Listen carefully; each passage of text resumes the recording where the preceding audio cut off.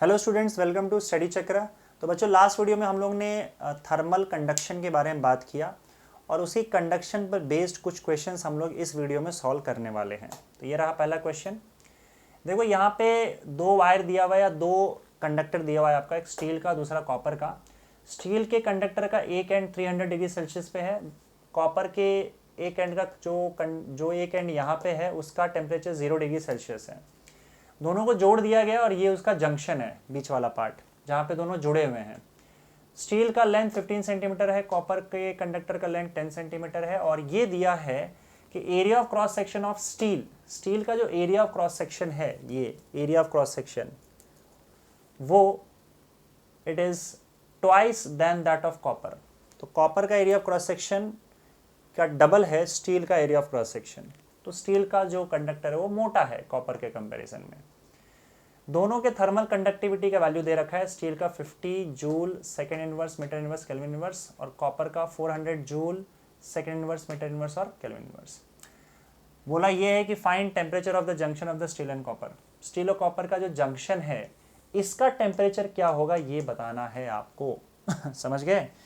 तो चलिए यहाँ पे काम करते हैं, इसका टेम्परेचर T1 मान लेते हैं। ये जो 300 डिग्री सेल्सियस है उसका टेम्परेचर T1 मान लो, 0 डिग्री सेल्सियस को टेम्परेचर T2 मान लो और ये जो टेम्परेचर है जंक्शन का इसको T0 मान लो और यही T0 हम लोग को ढूंढना है।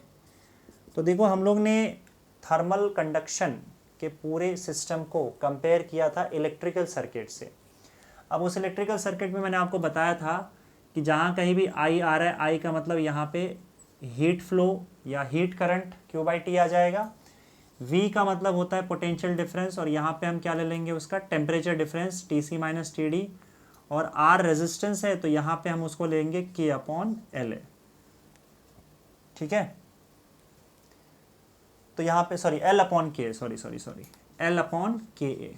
तो ये जो रेशियो है वो रेजिस्टेंस कहलाएगा और हम इक्वेशन यूज करते हैं V = IR।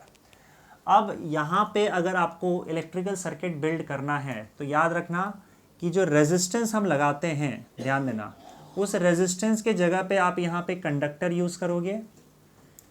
करंट का मतलब होता है Q/T हीट फ्लो। बैटरी जब यूज करोगे इसका मतलब वो टेम्परेचर डिफरेंस यहाँ पे कहलाएगा हीट फ्लो में। और जो रेजिस्टेंस है वो कंडक्टर का रेजिस्टेंस जो होगा वो L/KA होगा। इतना बात आपको ध्यान में रखना है। और बाकी जैसे करंट फ्लो होता है उसी तरीके से आप मान के चलोगे कि आपका हीट फ्लो हो रहा है और हीट करंट फ्लो हो रहा है। तो यहाँ पे आप देख सकते हो कि एक स्टील का वायर लगा हुआ है। अगर आपने मटेरियल चेंज कर लिया इसका मतलब आपने रेजिस्टेंस भी चेंज कर दिया। मटेरियल चेंज कर दिया मतलब रेजिस्टेंस भी चेंज कर दिया। तो मतलब एक यहाँ पे स्टील का रेजिस्टेंस है और दूसरा आपका कॉपर का, दो रेजिस्टेंस है। अब इनके बीच में टेम्परेचर डिफरेंस का मतलब होता है इनके बीच में पोटेंशियल डिफरेंस। तो यहाँ पे टोटल जो कुछ भी पोटेंशियल डिफरेंस होगा, यहाँ पे दो पोटेंशियल डिफरेंस V1 है जो कि इस स्टील वायर के अराउंड है और दूसरा कॉपर के अराउंड जो पोटेंशियल डिफरेंस है वो V2 है। वेल, पोटेंशियल डिफरेंस का मतलब होता है कि आपका टेम्परेचर डिफरेंस। अब इसके थ्रू करंट फ्लो हो रहा है तो आप ध्यान से देखोगे कि अगर दो रेजिस्टेंस एक साथ ज्वाइंट है तो उसके थ्रू जो करंट फ्लो होगा वो दोनों के थ्रू करंट सेम होगा, क्योंकि रेजिस्टेंस सीरीज में अगर लगा है तो करंट दोनों में सेम जाएगा। इसका मतलब I1 will be equal to I2। ये तो क्लियर है। अब करंट का फॉर्मूला, इसका मतलब ये कि Q/T स्टील के लिए जो होगा वही Q/T आपके कॉपर के लिए होगा। समझ गए? अब इसका फॉर्मूला यूज कर लो।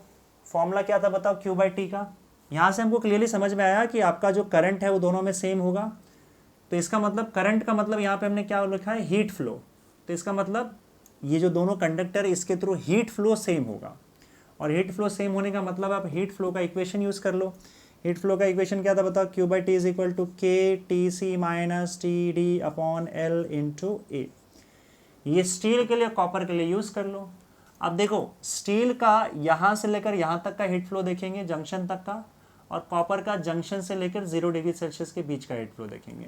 तब इसका फॉर्मूला यूज कर लेते हैं। के स्टील का यूज करेंगे, ध्यान से, के steel TC - TD/L। TC - TD मतलब टेम्परेचर डिफरेंस। अब देखो टेम्परेचर डिफरेंस स्टील का 300 और T0 के बीच में है, 300 ज़्यादा होगा T0 कम होगा, इसलिए आपका हीट फ्लो यहाँ से यहाँ हो रहा है। So it would be 300 minus T0, temperature difference will be 300 minus T0 divided by length, तो इसका लेंथ 15 सेंटीमीटर है, अगर इसको मीटर में कन्वर्ट करोगे तो 10⁻² हो जाएगा, मल्टीप्लाइड बाय एरिया, एरिया इसका हम A1 ले लेते हैं। A1 याद रखना, इसका एरिया है स्टील का एरिया A1 है और इसका एरिया A2 है, और हमको दे रखा है कि स्टील का एरिया उससे डबल है, इसका मतलब A1 is 2 times of A2, ये भी दे रखा है, ध्यान में रखना। अब आगे बात करते हैं कॉपर के। कॉपर का K का value K copper multiplied by TC minus TD upon L, मतलब temperature difference upon length. Copper के लिए T0 ज़्यादा होगा और 0 डिग्री सेल्सियस कम होगा, इसलिए यहाँ पे फ्लो हो रहा है, तो टेम्परेचर डिफरेंस T0 माइनस 0 हो जाएगा। T0 माइनस 0 अपॉन लेंथ इसका कितना दिया हुआ है 10 सेंटीमीटर, मीटर में कन्वर्ट करोगे तो 10⁻², और इसका एरिया A2 ले लेते हैं। ओके, ना यहाँ पे देखो कि 10⁻² कैंसल आउट हो जाएगा। K स्टील का वैल्यू अगर तुम यहाँ पे लिखोगे तो K स्टील का वैल्यू 50 दे के रखा हुआ है, सो 50 multiplied by 300 minus T0 upon 15। A1 का वैल्यू 2 इंटू A2, तो यहाँ पे 2 इंटू A2 लिख देते हैं, that is equal to K copper का वैल्यू कितना दिया हुआ है 400 T0 upon 10 multiplied by A2, तो A2 और A2 तो यहाँ पे गया, 0 0 यहाँ पे चला गया, और बस आप कैलकुलेट कर लो, 50 को अंदर मल्टीप्लाई करोगे तो 5 3 ज़ा 15,000 माइनस 50 T0 और इंटू 2 भी यहाँ पे है, तो 2 1 ज़ा 2 20 ज़ा चला जाएगा, 15 2 ज़ा 30, यहाँ पे 300 आ जाएगा, T0 आ जाएगा, तो well that will be equal to 15,000 is equal to 50 T0 plus 300 T0, और ये हो जाएगा आपका 15,000 इज इक्वल टू 350 T0, तो आपको T0 का वैल्यू यहाँ पे मिल जाएगा 1500 डिवाइडेड बाय 35। इसको सॉल्व करना, ये आपका आ जाएगा 42.86 डिग्री सेल्सियस। तो ये आपके जंक्शन का टेम्परेचर आ गया यहाँ पे स्टील और कॉपर का। समझ गए कैसे सॉल्व करना? देखते हैं next question. Two identical metal wires of thermal conductivities K1 and K2 are connected in series. Effective thermal conductivity of the combination is. देखो यहाँ पे दिया हुआ है कि दो वायर्स हैं और दोनों की कंडक्टिविटी अलग अलग है, मतलब मटेरियल अलग अलग होगा। इसकी कंडक्टिविटी K1 है और उसको सीरीज़ में, मतलब एक साथ कनेक्ट कर दिया है सीरीज़ में, और इसका कंडक्टिविटी K2 है। तो अब पूछा ये गया है कि ये जो पूरा कॉम्बिनेशन है, इस पूरे कॉम्बिनेशन का इफेक्टिव कंडक्टिविटी या फिर टोटल कंडक्टिविटी क्या होगा? क्या हम K1 plus K2 directly add कर देंगे? नहीं, यहाँ पे मैंने आपको बताया था कि जब भी यहाँ पे कंडक्टिविटी की बात आई और कंडक्शन की बात आई तो कंडक्टर को आप एज ए रेजिस्टेंस लोगे। तो कंडक्टिविटी K1 है तो इसका रेजिस्टेंस R1 ले लेते हैं और इसका रेजिस्टेंस दूसरे का हम R2 ले लेते हैं। ठीक है, यहाँ पे दिया two identical metal wires. Identical मतलब ये होता है कि दोनों का लेंथ सेम होगा और दोनों का एरिया ऑफ क्रॉस सेक्शन भी सेम होगा। समझ गए? और दोनों को हमने क्या कर रखा है, यहाँ पे सीरीज में लगा रखा है। अब आपको पता है कि सीरीज में जब आप लगाते हो तो आपका इफेक्टिव रेजिस्टेंस जो होता है, effective resistance RS, that will be equal to R1 plus R2, क्योंकि रेजिस्टेंस सीधा ऐड हो जाता है अगर सीरीज में होता है, तो ये रेजिस्टेंस सीधा ऐड हो जाएगा। और हम लोग को पता है कि रेजिस्टेंस का मतलब होता है थर्मल कंडक्टिविटी के अंदर, थर्मल कंडक्शन के अंदर रेजिस्टेंस का मतलब होता है L अपॉन KA। L का मतलब होता है लेंथ, K का मतलब होता है थर्मल कंडक्टिविटी और A उसका एरिया। तो यहाँ पे देखो इफेक्टिव रेजिस्टेंस या total resistance will be equal to total length L divided by total conductivity K effective, जो हम टोटल ढूंढ रहे हैं, और area of cross section A। ठीक है, अब देखो टोटल रॉड अगर आप देखोगे पूरा रॉड, तो उस पूरे रॉड का लेंथ जो है वो 2L हो जाएगा। टोटल रॉड का लेंथ आ जाएगा ना। थर्मल कंडक्टिविटी मान लेते हैं KT है, और एरिया आप देखो आइडेंटिकल रॉड है तो पूरे रॉड का अगर आप टोटल एरिया देखोगे तो वो वही एरिया होगा जो इंडिविजुअल एरिया है। क्योंकि पूरे रॉड आइडेंटिकल है, एक तरीके से है, एक जैसा है, तो आपका एरिया ऑफ क्रॉस सेक्शन देखा जाता है, क्रॉस सेक्शन का एरिया तो सेम होगा, तो ये ए हो जाएगा। अब R1 के फॉर्मूले के हिसाब से L/K के हिसाब से पहले का लेंथ, पहले की कंडक्टिविटी और पहले का एरिया A प्लस दूसरा रेजिस्टेंस जो होगा वो दूसरे का लेंथ, दूसरे की कंडक्टिविटी और दूसरे का एरिया A। अब यहाँ A तीनों में आ रहा है तो कैंसिल आउट हो जाएगा, और यहाँ पे आप एक काम कर सकते हो, इसको यहाँ पे हम लिख सकते हैं L भी मुझे लगता है कैंसिल आउट हो जाएगा, सब में आ रहा है ना, तो ये हो जाएगा 2/K total is equal to 1/K1 plus 1/K2। तो यहाँ पे हो जाएगा 2/K total is equal to K1 plus K2/K1 K2। अगर इन दोनों को ऐड करोगे तो रेसिप्रोकल ले लो तो KT/2 will be equal to K1 K2/K1 plus K2, 2 वहाँ चला जाएगा, सो टोटल थर्मल कंडक्टिविटी आ जाएगी 2K1 K2/K1 प्लस K2, ये रहा। Okay, the next question is a rod CD of thermal resistance 10 kelvin per watt. तो यहाँ पे देखो सारे SI यूनिट्स दे रखे हैं। Is joined at the middle of an identical rod AB, heat current in CD is P watt, the value of P is. तो ये जो CD है इसके अंदर आपको हीट करंट ढूंढना है कितना है। तो हीट करंट हम जानते हैं heat transferred per unit time, that is Q/T। और मैंने आपको बताया था कि कंडक्शन के हीट करंट के क्वेश्चंस आपको जो है वो उस तरीके से सॉल्व करने हैं जिस तरीके से हम इलेक्ट्रिकल सर्किट्स को सॉल्व करते हैं करंट इलेक्ट्रिसिटी में, राइट। और जो कंडक्टर्स है उसको आप रिप्लेस कर सकते हो रेजिस्टेंस से, और यहाँ पे जो हीट करंट है वहाँ पे आपका इलेक्ट्रिकल करंट हो जाएगा। तो चलो देखते हैं यहाँ पे। अब देखो यहाँ पे CD और AB ये दोनों आइडेंटिकल रॉड्स है, मतलब CD का जो एरिया ऑफ क्रॉस सेक्शन है, लेंथ है, थर्मल कंडक्टिविटी है, वो सब कुछ AB से मैच करता है। तो इसका मतलब AB और CD एग्जैक्टली दो सेम मटेरियल के रॉड है, एग्जैक्टली सब कुछ सेम है उनका। तो अब देखो यहाँ पे दिया हुआ है रॉड का थर्मल रेजिस्टेंस दे रखा है, और थर्मल रेजिस्टेंस हमको पता है वो होता है L/Ka, ये मैंने आपको बताया था, और इसका वैल्यू 10 है। दूसरी चीज़ कि इस केस में जो हीट करंट होता है, हीट करंट आपको पता है Q/T होता है, और ये हम लोग को ढूंढना है, that is heat transfer per unit time, किसके लिए, CD के लिए। दूसरा यहाँ पे पोटेंशियल डिफरेंस का मतलब होता है temperature difference, that is θ1 minus θ2, और आप V is equal to IR वाला इक्वेशन यूज कर सकते हो।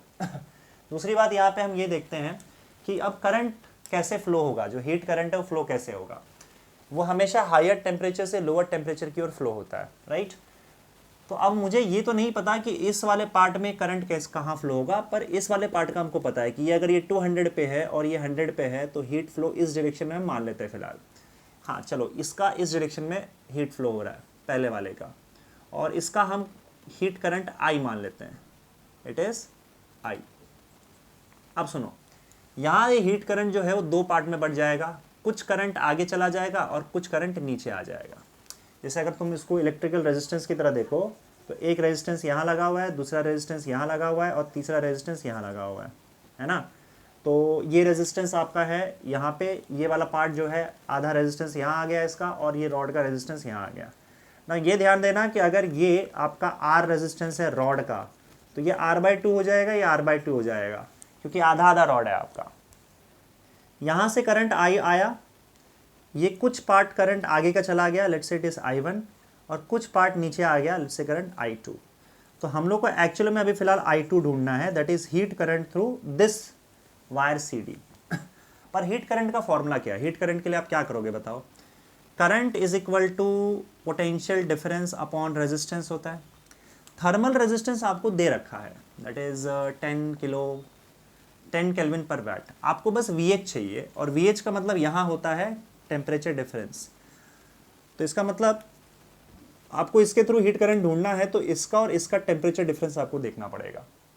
अब इसका तो टेम्परेचर हमको पता है 125 डिग्री सेल्सियस, इसका नहीं पता है। अगर ये टेम्परेचर थीटा हमको पता चल जाए तो हम इसके अंदर हीट करंट ढूंढ सकते हैं। अच्छा, हमको ये भी नहीं पता है कि करंट यहाँ आ रहा है कि ऊपर जा रहा है। अगर इस पार्ट का इस पार्ट का टेम्परेचर अगर C का 125 डिग्री सेल्सियस से ज़्यादा है तब तो करंट नीचे आएगा, हायर टू लोअर। लेकिन अगर मान लो इसका टेम्परेचर कम रहा तब हीट करंट ऊपर भी जा सकता है, पर आपको उसकी चिंता नहीं करनी है, वो आपको टेम्परेचर का वैल्यू अपने आप देख के पता चल जाएगा फिलहाल आप अज्यूम कर लो, हमको नहीं पता है कि एक डायरेक्शन में करंट जा रहा है, इस डायरेक्शन में, तो करंट हमारा इस डायरेक्शन में गया, ठीक है। अब देखो टोटल करंट I आ रहा था यहाँ से, यहाँ एक जंक्शन बना, उसमें से कुछ करंट I1 वहाँ चला गया और I2 यहाँ चला गया। इसका मतलब I1 प्लस I2 जो होगा वो I होगा, I is equal to I1 plus I2। इसको सॉल्व कर लो, आपको ये थीटा यहाँ का टेम्परेचर मिल जाएगा। देखो I is equal to V upon R होता है, V upon R is equal to V1 upon R1 plus V2 upon R2, okay. V मतलब पोटेंशियल डिफरेंस। नाउ ये करंट किसका है बताओ, ये करंट इस वाले पार्ट का है, मतलब इस वाले पार्ट का है, तो इसका पोटेंशियल डिफरेंस क्या होगा। सी करंट अगर आगे जा रहा है तो ये वाला जो पार्ट है थीटा, ये जो पार्ट है इसका टेम्परेचर थीटा है, इसका 200 है, तो थीटा का वैल्यू छोटा होगा, 200 ज़्यादा होगा, क्योंकि करंट आपका हीट करंट हायर टेम्परेचर से लोअर टेम्परेचर की ओर ही फ्लो होगा, तो डिफरेंस जो हो जाएगा वो 200 माइनस थीटा होगा। V is 200 minus theta. और इसका थर्मल रेजिस्टेंस जो आपको दे के रखा हुआ है 10, उसका आधा हो जाएगा, क्योंकि देखो टोटल थर्मल रेजिस्टेंस रॉड का कितना था बताओ, टोटल मान लो, टोटल आपका क्या था 10 था ना, लेकिन हम आधा ही पार्ट कंसिडर कर रहे हैं, तो आपका R जो होगा 10 डिवाइडेड बाई 2 5 हो जाएगा। समझ गए कि नहीं। इसका थर्मल रेजिस्टेंस 5, इसका थर्मल रेजिस्टेंस 5, और ये तो पूरा का पूरा रॉड लिया है तो इसका 10 हो जाएगा। चलिए अब देखते हैं आगे वाले पार्ट, इस वाले पार्ट का। इस वाले पार्ट में पोटेंशियल डिफरेंस क्या होगा, इसका थीटा है और इसका 100 डिग्री सेल्सियस है, तो temperature difference will be theta minus 100 degree Celsius, क्योंकि करंट यहाँ जा रहा है ना, तो ये हायर टेम्परेचर, ये lower temperature, so it would be theta minus 100। और अगेन इसका रेजिस्टेंस जो है पूरे रॉड के रेजिस्टेंस का आधा, पूरे रॉड का थर्मल रेजिस्टेंस 10 है, तो इसका 5 हो जाएगा ना, plus V2 upon R2, V2 upon R2 that is इसका टेम्परेचर डिफरेंस। अब यहाँ पे आपको दे रखा है 125 डिग्री सेल्सियस। अगेन हम ये मान रहे हैं कि आपका करंट नीचे जा रहा है, इसका मतलब ये टेम्परेचर हायर होगा और ये लोअर होगा, तो difference will be theta minus 125, theta minus 125। और ये तो पूरा का पूरा रॉड ही है ना हमारा, इसमें तो कुछ बंटवारा नहीं हुआ है, तो पूरा रेजिस्टेंस आपका आ जाएगा जो दिया हुआ है, दैट इज 10। ठीक है, अब एक काम करो, इक्वेशन को 2 से मल्टीप्लाई कर दो, ताकि फिर ये नीचे वाला पार्ट जो है वो हट जाए, या 2 से मल्टीप्लाई कर दो, नहीं 2 से मल्टीप्लाई करने से नहीं होगा, एक काम करो 10 से मल्टीप्लाई कर दो, तो 10 से इक्वेशन को मल्टीप्लाई कर दोगे तो क्या हो जाएगा बताओ, यहाँ पे लिख देता हूँ मैं, 10 से मल्टीप्लाई करोगे तो 10 यहाँ डाल दो, 10 यहाँ डाल दो, 10 यहाँ डाल दो, तो ये 10 और 10 कैंसिल हो जाएगा, ये 5 1 ज़ा 5 2 ज़ा, ये 5 1 ज़ा 5 2 ज़ा, तो 2 इंटू 200 माइनस थीटा, ये क्या हो जाएगा बताओ, is equal to 2 into theta minus 100 और प्लस यहाँ पे थीटा माइनस 125। ओके, यस हो गया। अब इसको सॉल्व कर लो, आपको थीटा का वैल्यू मिल जाएगा, भाई हमको चाहिए था, so 400 minus 2 theta is equal to 2 theta minus 200 plus theta minus 125। तो अब एक काम करो, यहाँ पे 400 है, ये 200 को यहाँ ले आओ, 125 को यहाँ ले आओ, और थीटा, ये 2 थीटा को वहाँ ले जाओ, नहीं sorry 2 theta plus theta 3 theta plus 2 theta 5 theta, ये आपका हो जाएगा 4 plus 2 6 7 25 is equal to 5 theta, तो थीटा आपको आ जाएगा 5 1 ज़ा 5, 5 4 ज़ा 20, 5 5 ज़ा 25 डिग्री सेल्सियस। तो इसका मतलब ये जो टेम्परेचर है यहाँ का 145 डिग्री सेल्सियस है, तो हमने जो माना था वो सही था, आपका जो करंट है वो नीचे की ओर ही आएगा 145 डिग्री सेल्सियस। चलो आपको टेम्परेचर डिफरेंस मिल गया, आपको चाहिए था heat current, heat current is equal to Q by T, या heat current is equal to VH upon RH। I is equal to V upon R होता है, V का मतलब होता है टेम्परेचर डिफरेंस, इस रॉड का चाहिए हमको हीट करंट, तो टेम्परेचर डिफरेंस इसका कितना है 125 डिग्री सेल्सियस, इसका कितना सॉरी 145 डिग्री सेल्सियस जो हमने ढूंढा, इसका 125, डिफरेंस कितना हो जाएगा 145 माइनस 125, थर्मल रेजिस्टेंस कितना दिया हुआ है 10 दिया हुआ है, तो कितना आ गया ये 20 divided by 10 that is equal to 2 watt, जो कि SI यूनिट है आपका हीट करंट का, वैट या फिर जूल पर second. Okay, that is your answer, लेकिन आपको वैट में बोला गया है तो हम 2 वैट लिखेंगे। अब इन्होंने बोला है कि आपका जो थर्मल करंट है या हीट करंट है, वो हीट करंट का वैल्यू P है, और हमारा हीट करंट का वैल्यू क्या आ गया, 2 आ गया। इसका मतलब P का वैल्यू क्या है, 2 है। That's it. सो अगला क्वेश्चन है 3 rods of identical cross section and length are made of 3 different materials और thermal conductivity is K1, K2, K3 as shown. Then option है K1, K2, K3 में आपको रिलेशन ढूंढना है और यहाँ पे आप देख सकते हो 3 रॉड्स लगा के रखा हुआ है, तीनों का K1, K2, K3 मतलब थर्मल कंडक्टिविटीज अलग अलग हैं, पर तीनों का लेंथ सेम दिया हुआ है, तीनों का area of cross section same दिया हुआ है और यहाँ पे अलग अलग पार्ट का टेम्परेचर दे रखा है आपको। तो चलो देखते हैं।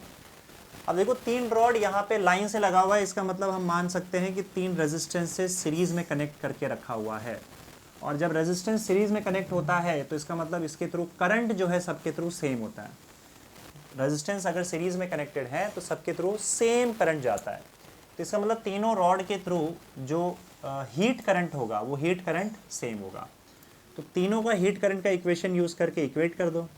अब हीट करंट Q/T का फॉर्मूला क्या होता है, K θ1 माइनस θ2 A/L।